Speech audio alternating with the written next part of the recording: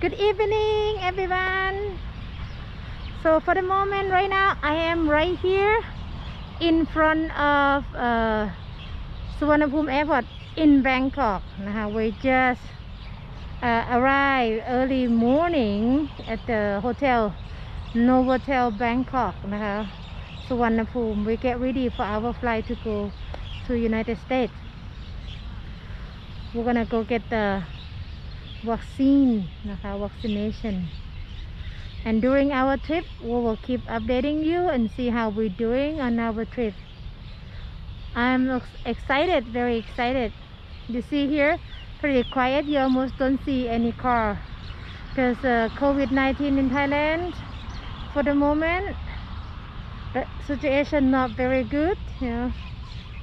We still have a lot of people that has COVID-19, and we didn't have enough vaccination yet, but the Thai government working on that.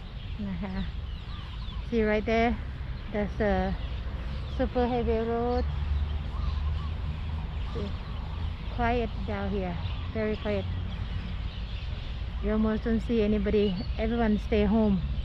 No one dare to come out because they're afraid of COVID-19.